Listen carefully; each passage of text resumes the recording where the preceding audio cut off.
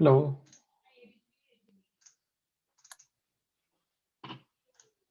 Good morning. morning everyone. Let's start in another minute.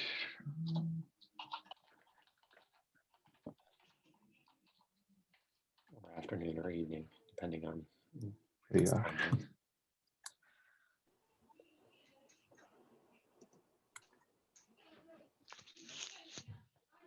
Most of the folks who attend this meeting are in the West Coast, so I would assume it's good morning. Yeah, that's what I thought.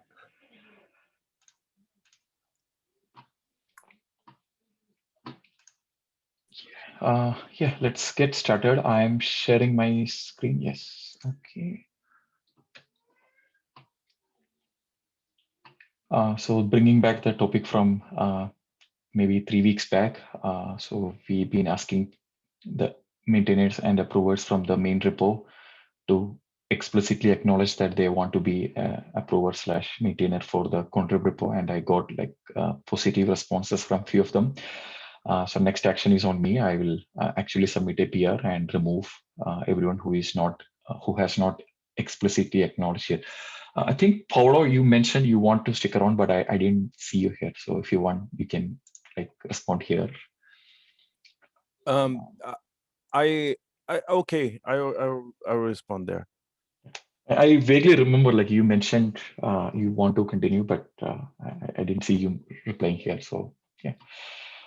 So that's the first update from me. I will do the actual changes, and there are few security. I mean, there are groups which control these users, so I can make sure people are in the right group.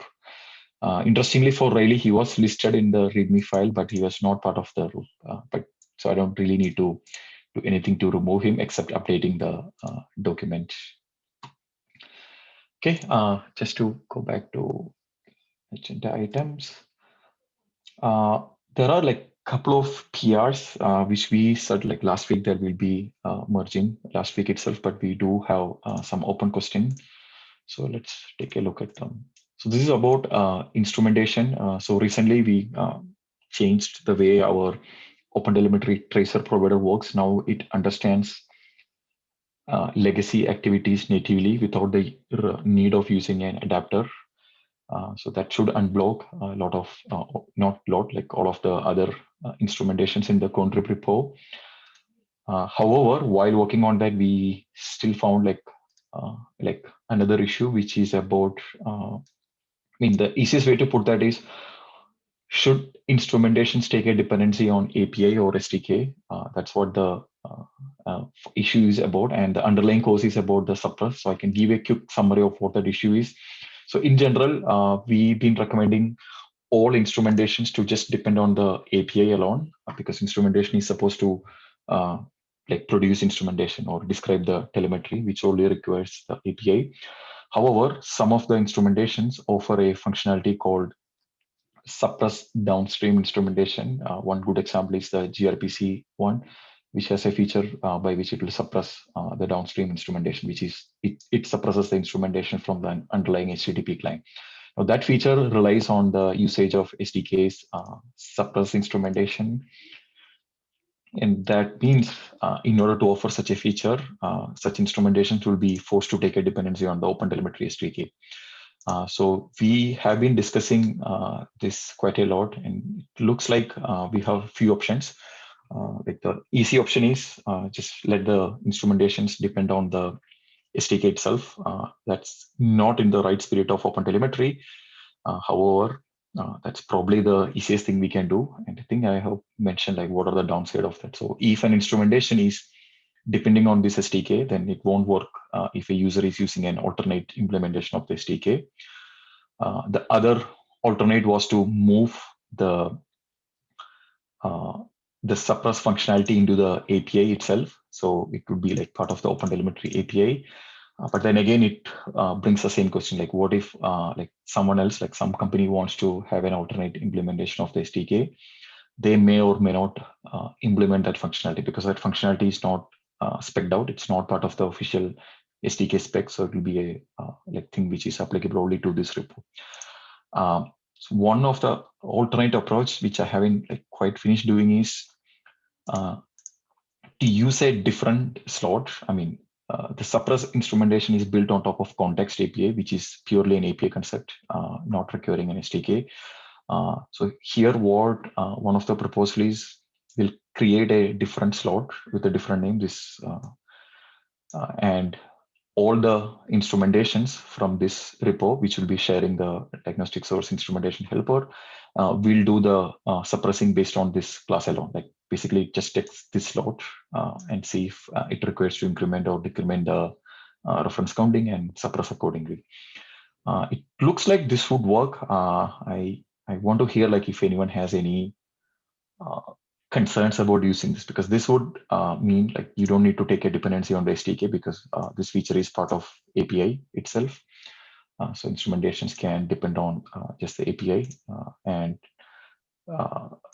of course, like this is currently using a particular like name for this slot. So any instrumentation from this repo can leverage it.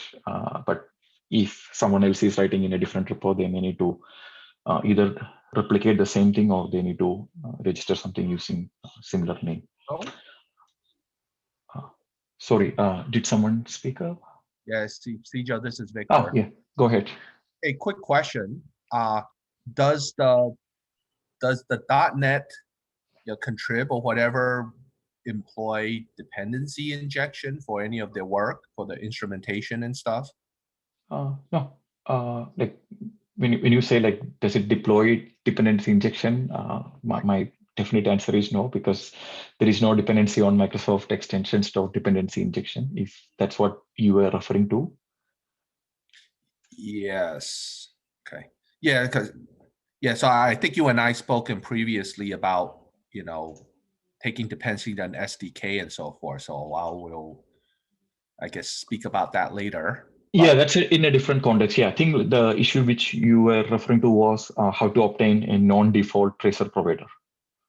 Yeah, I don't know how context, that right? plays into what you're talking about here, but yeah, it's a different reason why someone wants to take a dependency on SDK. But in this case, it's specific to the feature called suppress downstream instrumentation, which is required by like something like Elasticsearch is one example, because it's built on top of HTTP.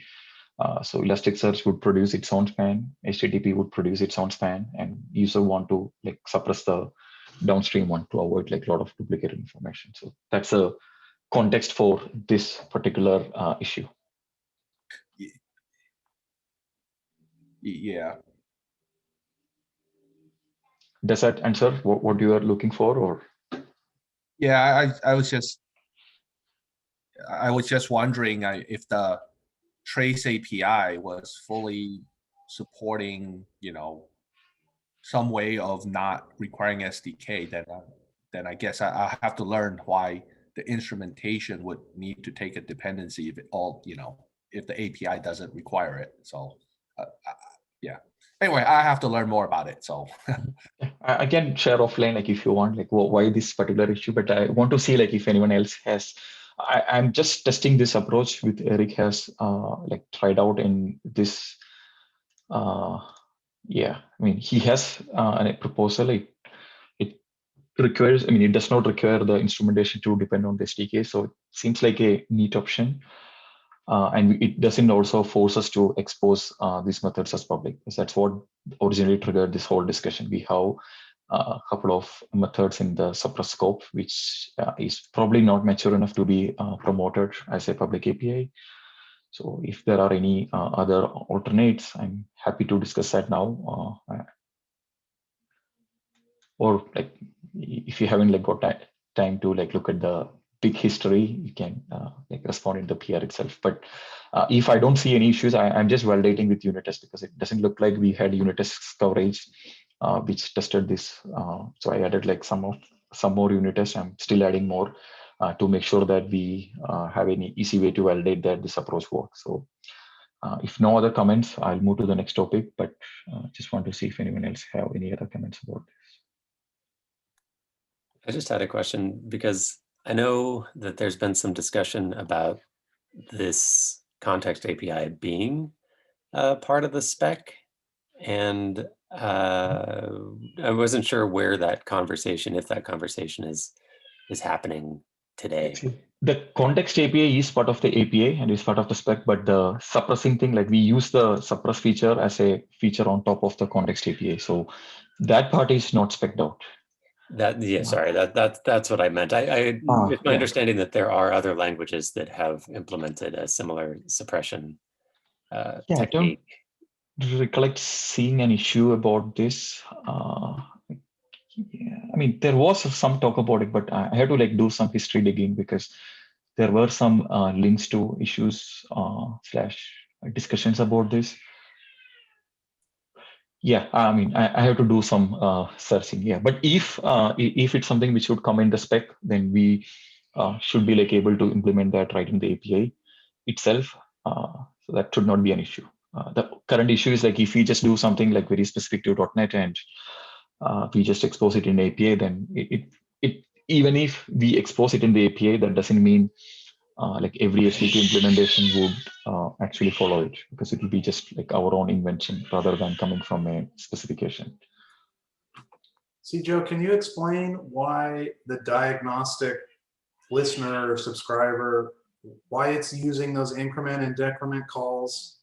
The only other thing that uses those is the tracer, the listener itself. So what's special about that diagnostic class? See, let's see if we can explain that by looking at the code. I think we can try to explain that in the context of like gRPC instrumentation, which would do the suppressing. So let's take the code.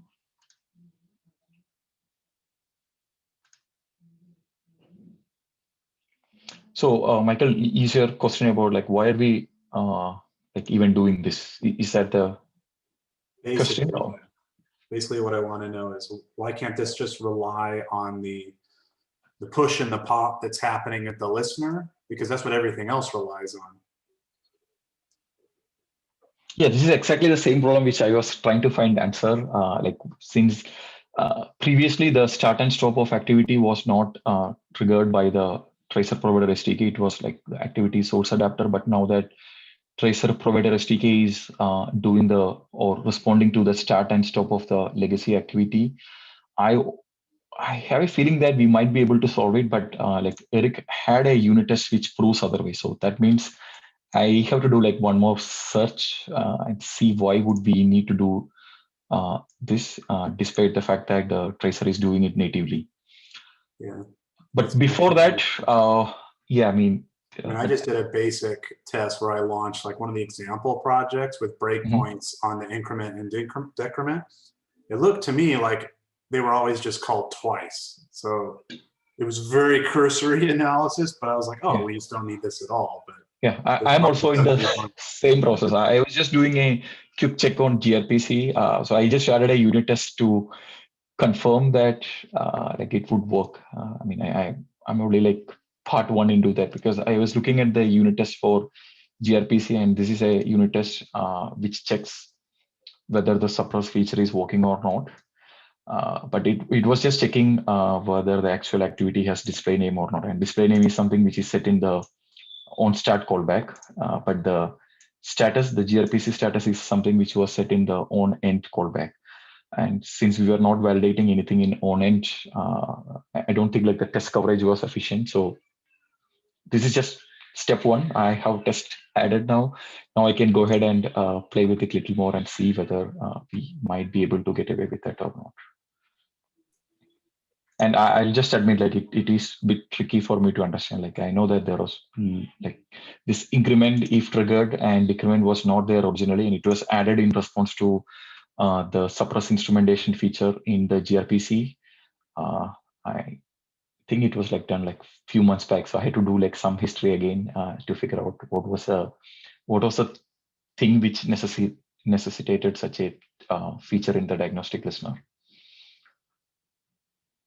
Yeah, it would be great if we like completely get rid of it. But based on what Eric says in his unit test in the Elasticsearch, it doesn't seem to work. So I want to like spend some more time to understand this and see if we have any better way of doing this. But if we indeed confirm that we need it, then this approach where I think it's like having this diagnostic listener do its own context increment and decrement, that might work.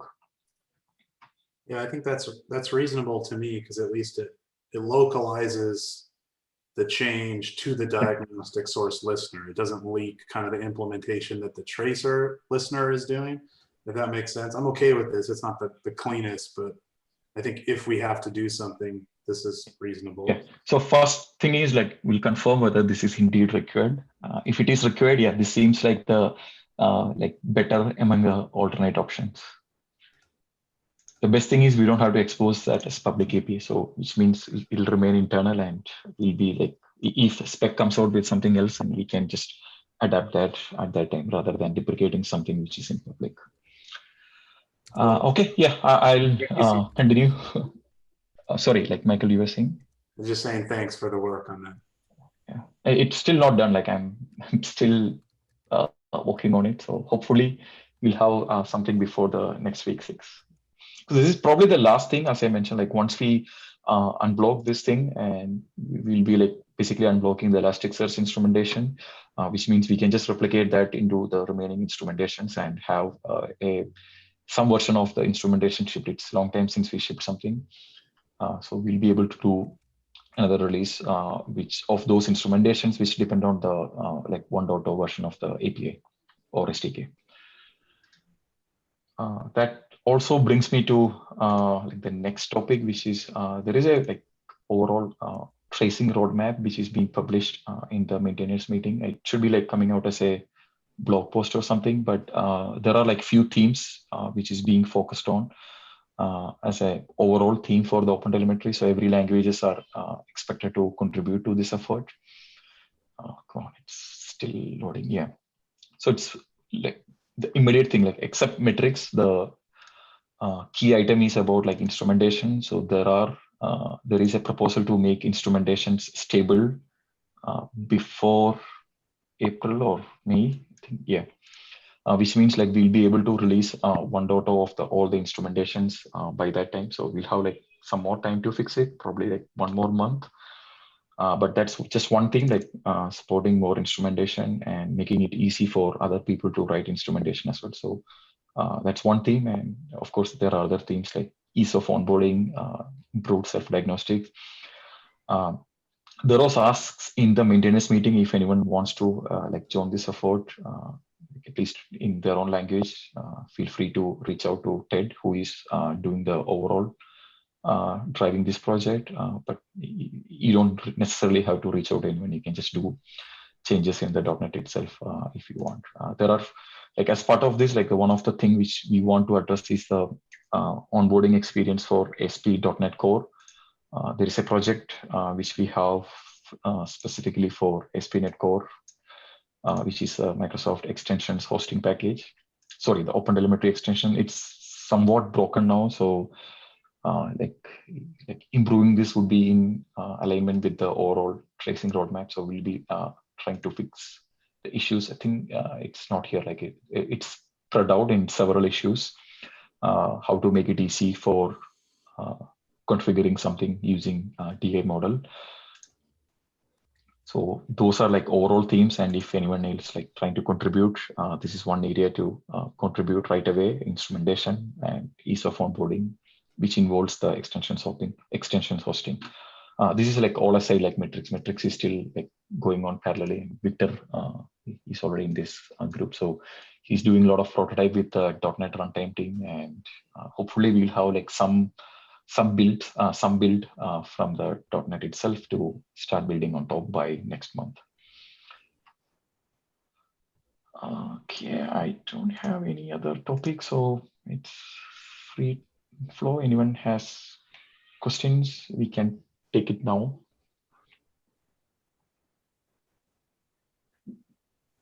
Hey, Sijo. I'm a bit ignorant to a lot of the things that we're doing here, but for the convenience API, I understand that that's to make onboarding simpler. How does that fit into like the .NET SDK strategy or just roadmap in general? Yeah, so one of the issue which, let me open an issue. So, or let's do like one example of For example, like if you just take like instrumentation for this HTTP, I'm fairly confident that this is one of the easiest thing to onboard, because all you need is add one package and add like one liner. This line, the rest of the thing should already be there. So it's just a matter of like one line. So this onboarding is very easy. But then the question is, how do you configure anything more, or how do you change your exporter's settings? At that point, things gets really complicated. Some issues are open here about using the. Let's see if we can find that. Yeah, probably these issues. So if you are in like ASP.NET Core world, the way you configure things are something like this. Like these are the things which want to explore and improve, because even though we support like .NET framework, majority of the customers are going to be in the ASP.NET Core world. So if someone wants to like configure like something like Jaeger, for instance, they should be able to write code like this, which we don't currently support, because in ASP.NET Core there is a like easy way to configure pretty much everything, but we don't support it.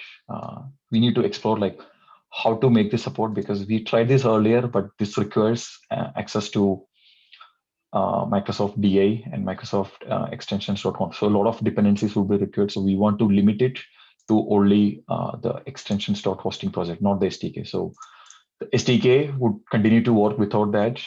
So the convenience API is only for those people who are using the extensions/hosting project, which is majority of the customers using ASP.NET Core or any .NET Core worker applications as well. So those are the things which I have in mind to improve the onboarding experience. And we do have like, this was asked like several times in the past as well. So that's like one area of improving. But that aside, I'm not sure like whether we need like anything to improve our onboarding, because I haven't heard complaints from anyone saying that the onboarding steps are too complicated. Probably it's like the easiest of all six. I tried like Python and Java. It's not as straightforward as this. So, but yeah, we can see like if there is any emerging themes or emerging ideas coming out of it, we should be able to do that. So Cyril, I think one thing we might be able to do, like probably have a funnel for people to create issue if they feel anything that can be made simpler.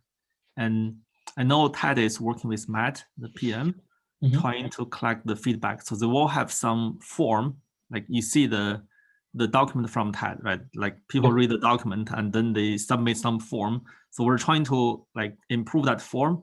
And hopefully when people create that, we have a way to convert them into actual GitHub issues on the .NET repo. I see. Like who would be like doing this? Like, is it like we expect some end user to go through this form and open issues for us? Exactly. Yeah. So Ted is working on the like just to kick this off, but he's running out of bandwidth. So Matt is going to help out here, and you can expect that there are some PMs driving this work just to like broadcast probably a like blog post on the Medium, like the Open Telemetry Medium, tell people, hey, like we think with the 1.0 release on many like 4 or 5 SDKs, we think we're at the stage where we want to get user feedback broadly, and go and read this document, follow the step. If you feel anything that's very complex or it sucks, just do this, like submit a form or go and file an issue, and here goes the issue template. So we probably need to prepare for that before we know what's the scope. I see. Okay, so we can probably like create a template or like at least a like label which would be in that theme, like ease of onboarding. Yeah, something like issue template, but we need to work with Ted and Matt to make sure it's consistent across all the other repos. Yeah, Riley, I think this might just be user research, right? So as part of user research, he might want to gather it separately and not put it in this GitHub. And then once he's funneled down the user research, he might want to assign it separately to each GitHub, right? Yeah. So I can catch up with Matt and see like what is his funneling process, rather than just making a label right now in each SDK. Yeah. right? I agree. So Cyril, the suggestion is keep this in mind, and we don't need to create that issue template because we want that to be consistent across all the reports and do the announcement. Later, we might need to think about like, because this is like a one-time thing. So one big announcement, you can expect a lot of people come and try. But later, if people still have the similar thing, when they read the document, they don't know how to follow or it's hard, we probably have something that we keep running there, and it might be a good fit for the issue. I like there's no strong opinion from my side. I think it might work. Yeah, but we don't need that now. Yeah, we could just use the existing combination of like enhancement tag followed by an additional label like ease of onboarding. That can be here like for our like any day people can create issues in that thing. Yeah, we do have like I mean, apart from all these user research, we already have like the issue which I mentioned, like these are open for a long time. I did try to make it, and Raj is also trying to make it work. It required, I think this is one of the issue. Like we want to do that, but we cannot take a dependency on like all these extra packages from Microsoft. So we want to like restrict it to the extensions hosting package. So that would definitely be a big improvement on the overall onboarding experience. I agree. And another thing we might need to consider from just being friendly to the user. If you look at the current document, it's like most likely we're talking about, hey, like we assume you already know a lot of about OpenTelemetry. Go and read this spec or go and understand this concept.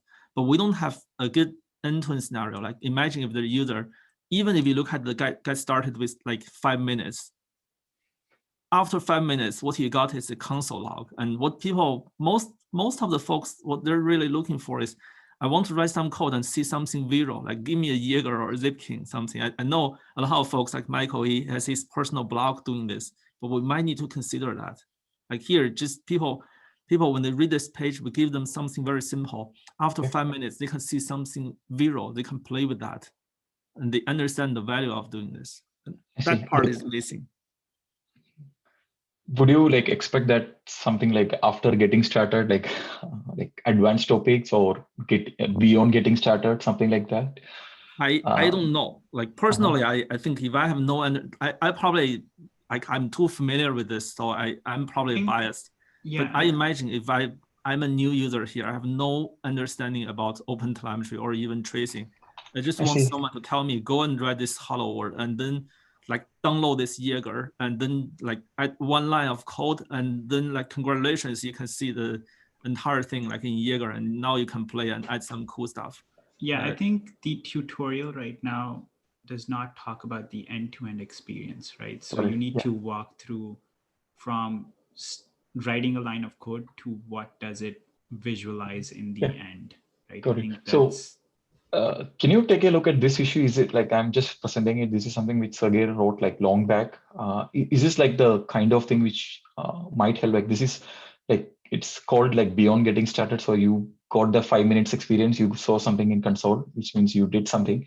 But then like you need to do like advanced steps. So you need to put things into Zipkin or more useful production kind of thing rather than console, and then like adding more things to configure SDK to achieve different things and so on. And in fact, this talks about like all the advanced concept in a single entry. It's fairly big, detailed.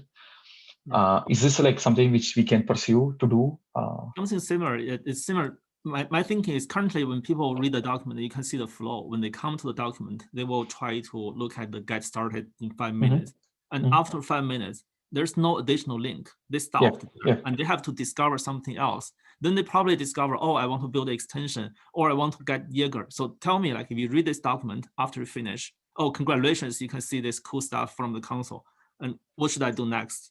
I'm lost. I see. Okay, got it. Yeah. And then the answer is go and like screw up the docs folder and go to the examples folder. There's a full example. How could I discover that? Currently it's hard, right? We're already too familiar.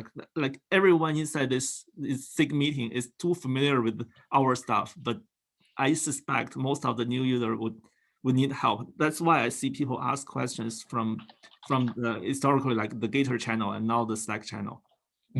Yeah, I was wondering like how like did Python or any other language have like code this like any better? Because I know that the Python has like getting started. I don't know whether they have, I think they have slightly better because it's a continuous document. After you're done with like initial hello world, they just continue to.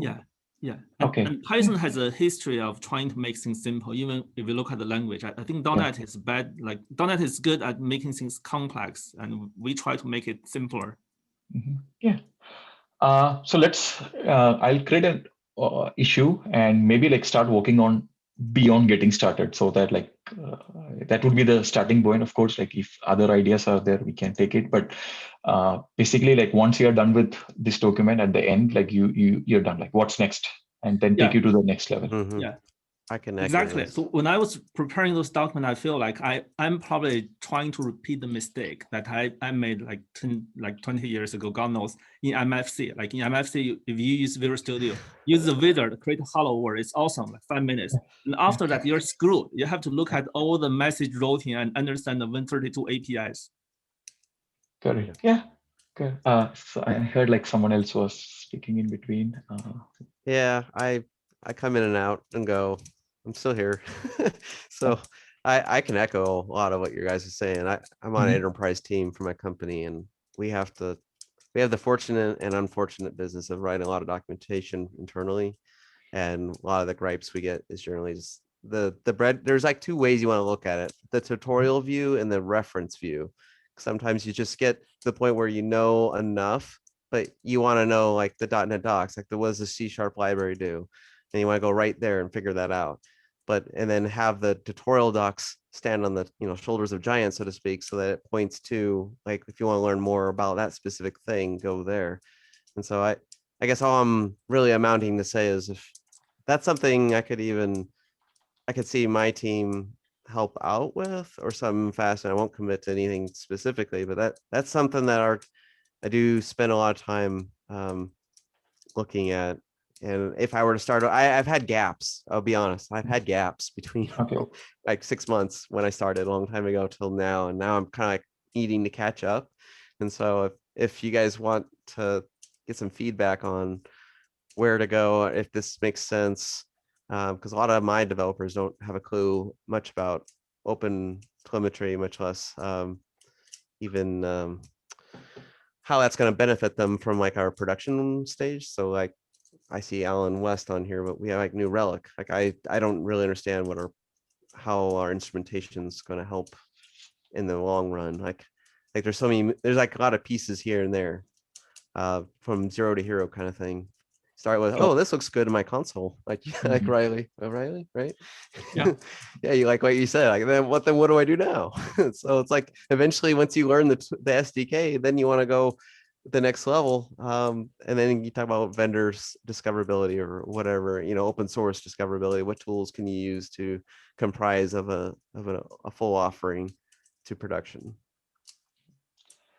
Okay, yeah. So let me do the first action. I'll try to improve this and create a template. I won't like fill the whole thing. I'll just create a template and see feedback from others whether we are in the right track. And then take it from there. Like if it is just as simple as like having a continuity after you done with your get started in 5 minutes, then let's learn something more advanced and like progressively increase the concepts and increase the depth, and eventually you should be able to write like end to end. Yeah, and we should avoid like after this document, we tell people go and read the English dictionary, remember all the words.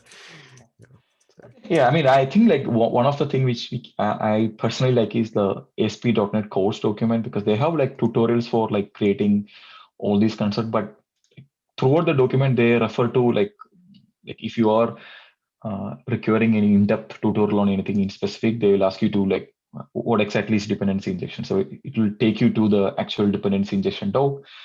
This talks about all the theory and all the functionalities available in the dependency, but you don't need to know this to get started. So tutorials, they conveniently avoid this detail, like pretty much everything, like options, logging, routing. They just do like end-to-end thing and linking from the tutorials, like getting started equivalent to these advanced concepting. I really like that. I'm a big fan of this kind of thing. So if you want to keep it simple, you can always like, you don't need to learn like any advanced thing. You can just do like in 5 minutes. And there is enough to keep your appetite on. Like you can like click certain concepts and it will take you to the next level. Okay, yeah, I'll create an action item. I'm not updating the notes right now, but I'll do it as soon as meeting is done, and I'll create a like a rough outline and get feedback from others.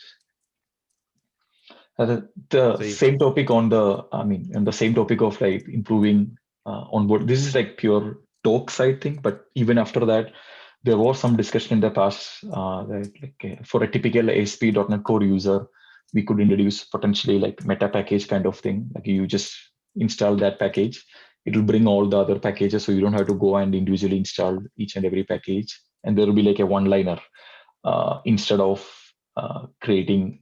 I think this example should make it very clear. So this example, you can see like it's fairly big, like you add all these things, or maybe like helper methods, which is also in the theme OpenTelemetry as a whole is going. You'd simply have a single method like services.add OpenTelemetry. It will take care of like adding all these like well-known instrumentations.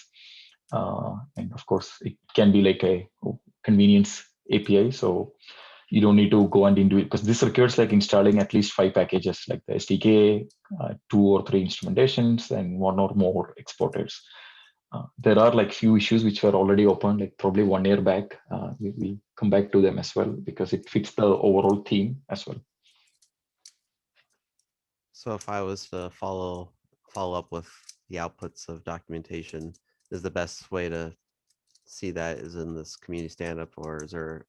I didn't. Sorry, I I lost your audio in the beginning. Could you repeat? Oh, sorry. I'm looking for, is there a GitHub issue that I need to follow to see what outputs of documentation or changes, or should I be following up on community meetings notes, or where would I? I'm So trying to if you- consume your outputs. So these are the docs. Like if you just Okay. follow this like as is, you should see like output at like, and this is what like you should be able to like literally do this in under 5 minutes. Even if I mean, assuming you have .NET installed, like few lines of code and you're done. Okay, so this is ready for review right now. I wasn't sure if you guys were just talking about it, or I kind of joined the Yeah, meeting a little so late. this was Okay. brought up because like what is after that? Like you got started in 5 minutes, you got things. What is next? So that's where I kind of saying like you'll continue this doc which says okay beyond getting started or something, Gotcha. which would take you to the next level of topics, which I think like very similar to what this blog was all about. The first one was very easy. You get something displayed in console, and same with what Python is also doing. It's very easy. Like you just get started with Python, you emit something to console, your 5 minutes is done, then you go and explain more advanced topics. And you only refer to like spec where you think like a more detailed explanation of a concept is required.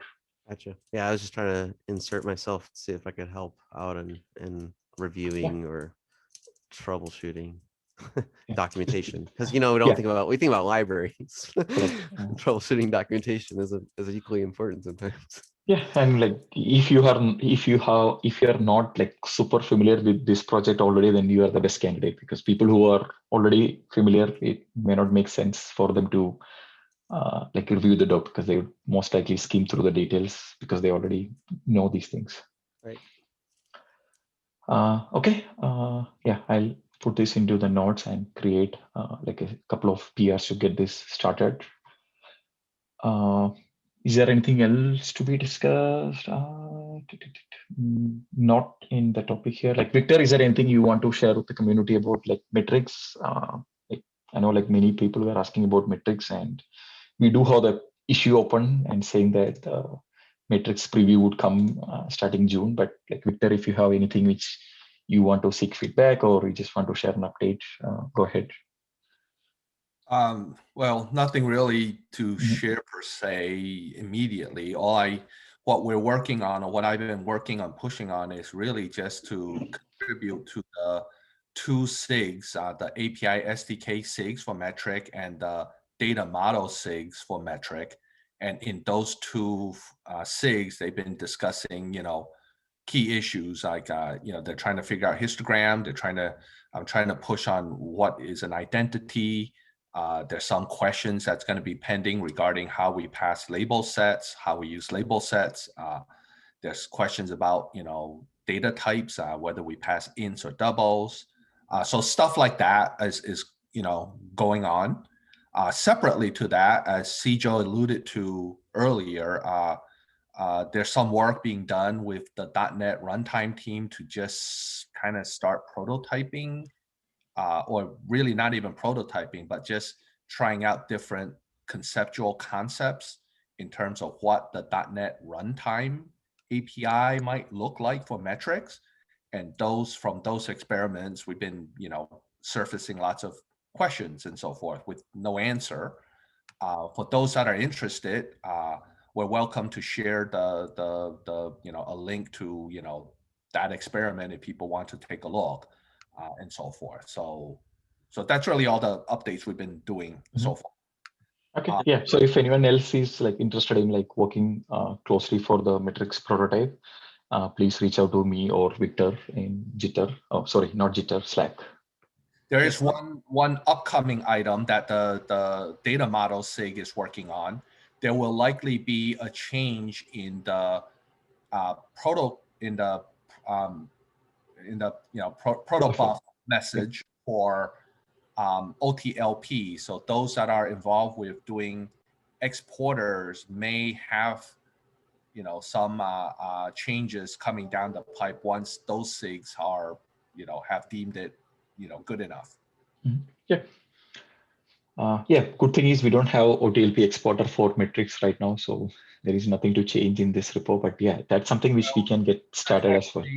Yeah, sorry, Sijo. Actually, I've heard, and this is for the SIG here to confirm, but I have heard that there are production level code currently using metrics OTLP, but in Go, not necessarily .NET. So I don't know if there shouldn't be anybody taking the .NET metrics, but in case there are.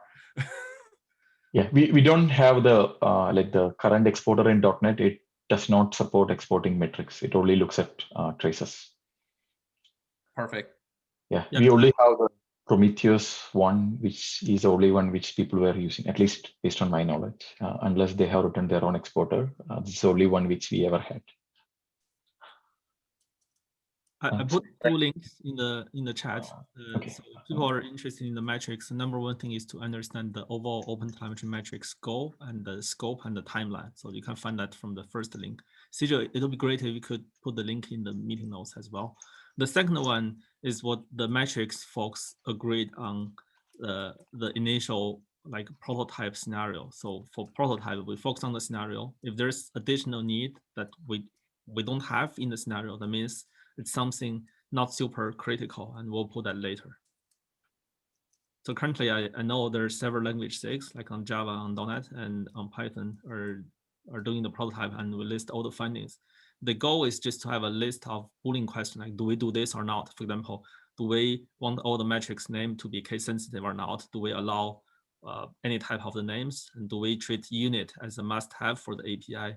Do we support both double and int, or everything should be double? So I expect we'll have about 20 of those questions, and then we'll make decision on which one we use. And some of the things might be interesting to you guys, or it might actually be a blocker if you try to adopt that. So if you have that concern, please join this meeting. And the metrics SIG meeting you can find from the OpenTelemetry community repo. Very bad at typing while I'm talking, so I'll finish this afterwards. No judgment. Okay, yeah. Good No little other plug. topics? Good plug. I was going to ask about metrics eventually, but I better just read things, catch them. So the only thing we mentioned, we will have previews by mid here. That's for end users to try out, but since most people who are joining the SIG are people who are trying to contribute, then you have an opportunity right now, because Victor is doing prototypes daily and working very closely with .NET runtime. So if you have some interest or some feedback or anything, then that now is the right time to engage. Sijo, if you're done, I have one question. Yeah, sure. And I don't know if this is the right time to discuss or whether it's the right forum per se.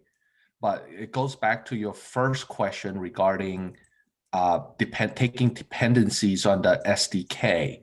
So I've been kind of tracking an issue that I think, and I could be wrong, but I think the spec as it's spec'd out today for tracing and thusly also impacting metric is that currently the tracing spec in OTel doesn't really account for, you know, how do I put? Okay, to get more specific, you know, you need the SDK to get a trace provider, and Like a so custom one, right? I mean, everyone can get the default one, but if you want like something non-default, then there is no straightforward way. Right? That's what you're trying to say, right? yes, right. And so I pinged some other, like the Java folks. They use dependency injection, and thus my question earlier is, does .NET have any example of people using dependency injection to apply the trace provider in a library, you know, without taking a dependency on SDK? So there's a lot more questions involved around that, but suffice it to say, I don't know that the OTel spec for trace currently easily, at least in .NET, supports, you know, library instrumenter to get their own trace provider without taking a dependency on the SDK. So like where the interface lives, is that like Riley's mentioned iLogger DI? Sorry, like Riley, could you clarify what do you mean by iLogger DI here? Okay, I think Victor asked several questions, or I misunderstood. I think the first question is, hey, we have trace provider, and we have the trace provider implementation inside the OpenTelemetry SDK. So for people who try to instrument their code, can they just take dependency on API? My answer is yes. If you try today OpenTelemetry for instrumentation, you take dependency on API, nothing with SDK. The SDK is helping you to do the configuration, and we didn't achieve that, we fail completely. And the second question I heard from Victor is, hey, is there any .NET dependency injection for such like provider thing?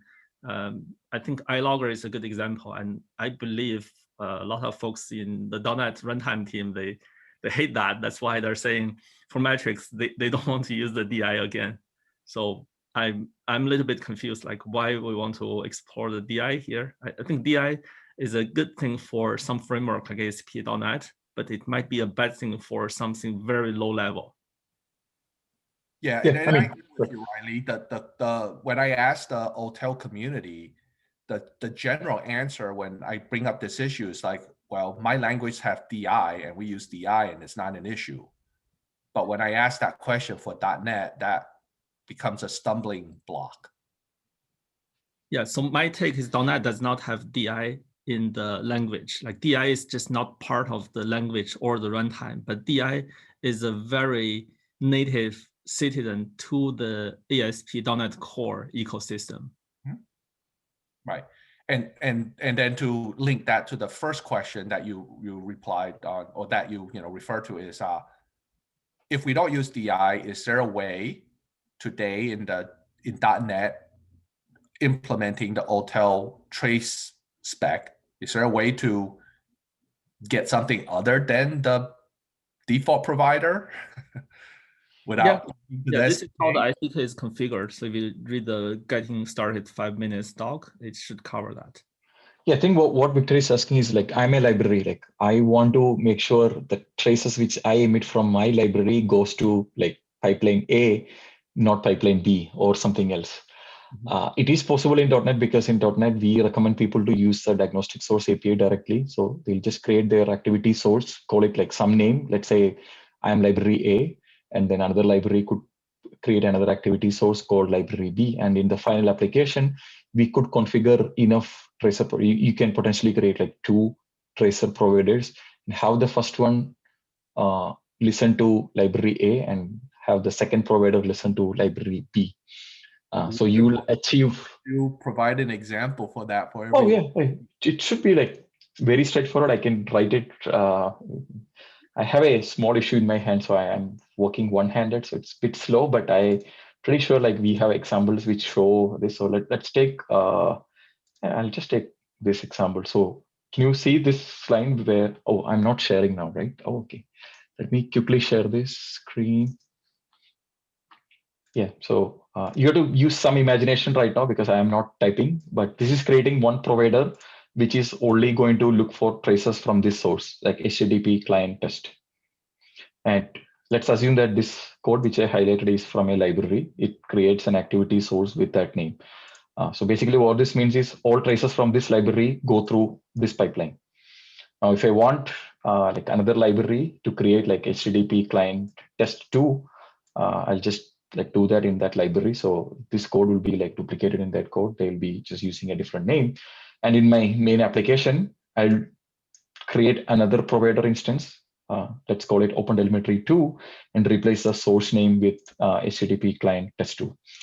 So in .NET, you can kind of achieve, not kind of, you can really achieve this scenario where traces from these different libraries go into different providers. But the general question is, if I were to use the API, like the OpenTelemetry.NET API, not the diagnostic source API, you'd only be able to get a, you cannot create activity source, which is the equivalent of tracer, like using the new API. You have to get the tracer from a provider, and then that provider is a question is like, how do we get like provider 1 or provider 2, because the only option is to get provider.global or default.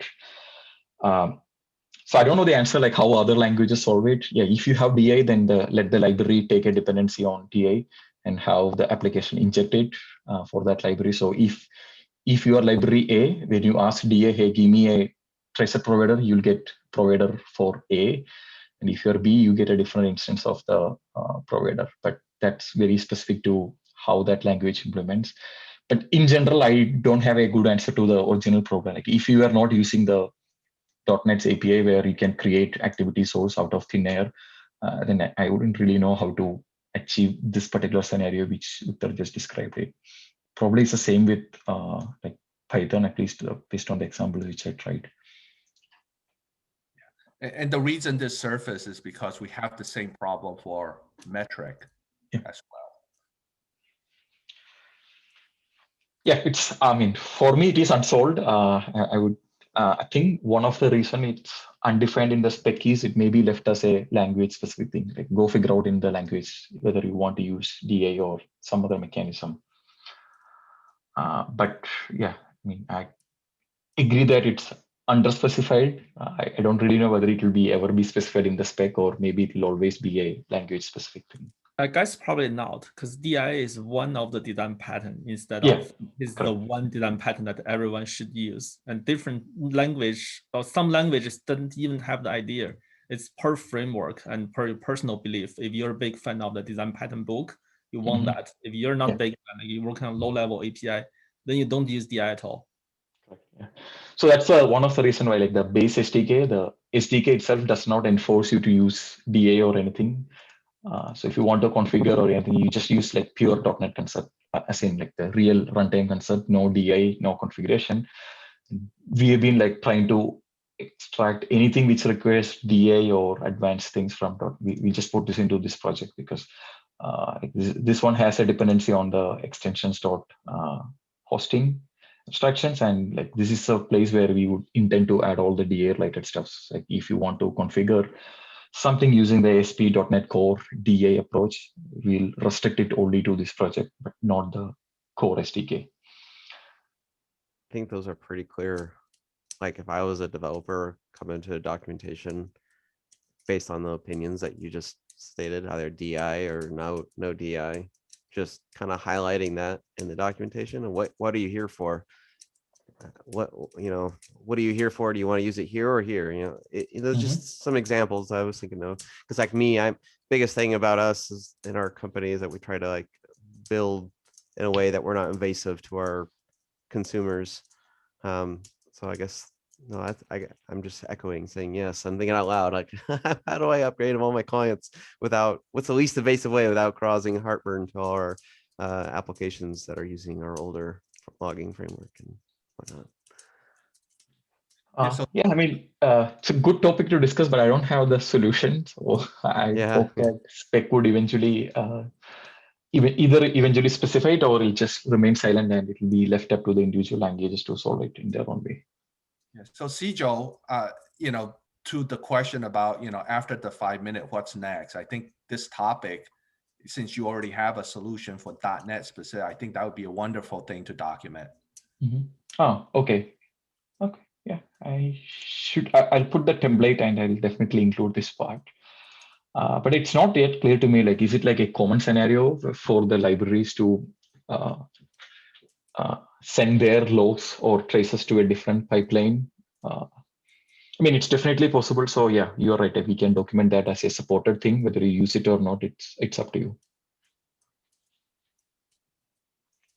Yeah, and then I said the general question is probably not for this sake, but just up in the spec level, how to solve that question without DI at the spec level. I don't have the answer to that either.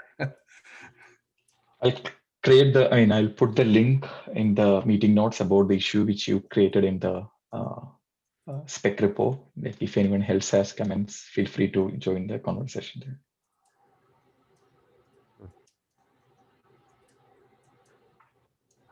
Okay, any other topics to discuss? No, but good job, everyone. I appreciated hearing the same thoughts echo around, and for Victor speaking up.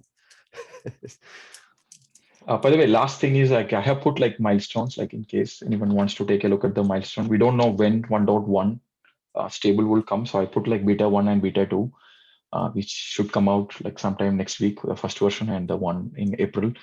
I think most likely we will align with instrumentations being marked as stable. That's likely when we'll do 1.1, because without instrumentations, I don't. Yeah, we did add like some features, but probably not worth releasing like 1.1 without instrument. It should be like ready. If the tracing roadmap is to be believed, then it should be ready like sometime in end of April. So in another 2 months, we should have 1.1 along with all the instrumentations released as to be decided. Like, I don't know whether it will be 1.0 or 1.1 directly.